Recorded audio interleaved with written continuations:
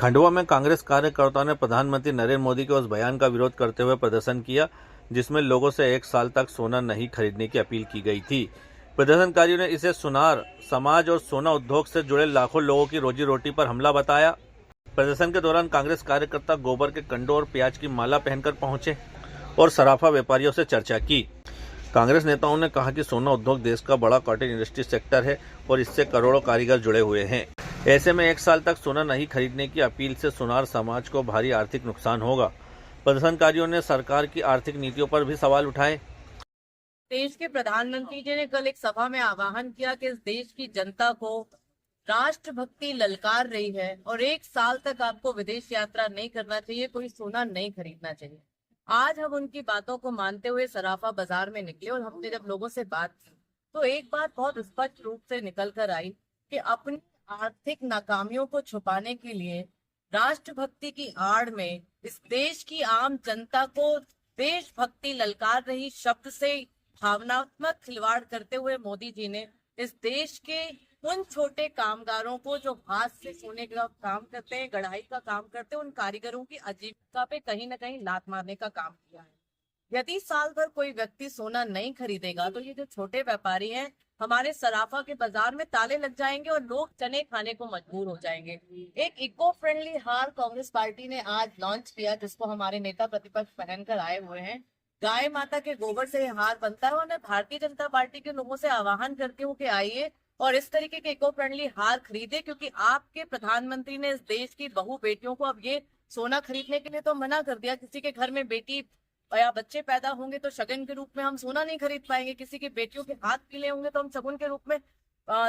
सोना नहीं खरीद पाएंगे। तो हमसे जब प्रश्न कर रहे हैं कि मोदी जी कहते और अंधभक्त ये कहते हैं कि देश में प्रधानमंत्री लाल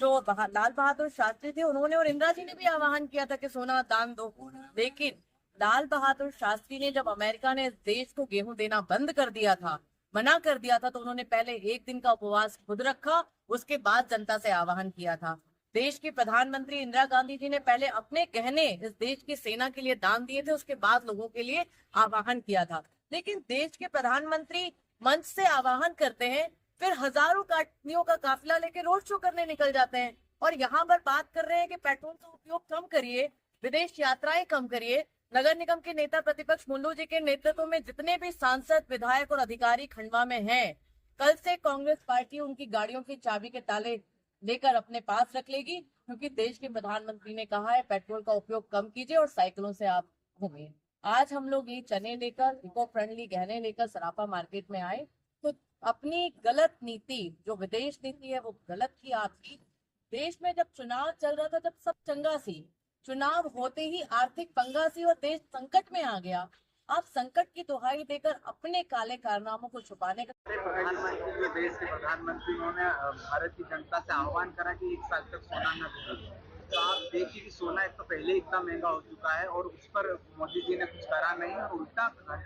भारत की जनता को बोल रहे कि आप सोना मत खरीदो। तो हम मोदी जी के जो अंधभक्त है उनको कहना चाहते हैं कि इसे कंडे के हार बनाइए और जो भी शादी ब्याह में जाओ तो अपनी बहन बेटियां और जितने भी अपने बड़े बुजुर्ग उनको इस प्रकार के हार आप दो, ताकि आप देखो इससे इको फ्रेंडली ये, इससे गाय माता का भी फायदा होगा, इससे गोबर से कंडों में बहुत ज्यादा मतलब सस्ता भी है और अच्छा मैसेज भी जाएगा। हमारे मोदी जी को समझना चाहिए कि आप पहले आपके ऊपर अमल करिए, आपके नेताओं को बोलिए कि आप गाड़ी घोड़े से न चले, तेल कम खाएं आप, और उल्टा वो पब्लिक को 100 करोड़ 150 करोड़ पब्लिक को वो बोल रहे हैं कि आप ऐसा करो। तो ये कैसा फरमान है? देखिए मोदी जी का तो हम कहना मानते हैं और कल से हम तो सब नेताओं में गाड़ी रोकेंगे, अधिकारियों की गाड़ी रोकेंगे, भैया आप पैदल घूम रहे तो साइकिल, फिर बोलना मत हमको कि यार भैया हमारे पास अगर FIR हुई तो फिर समझ लेना कि मोदी जी का तुमने आह्वान को माना नहीं। हम तो कल से नेताओं और अधिकारियों को गाड़ी रोकेंगे।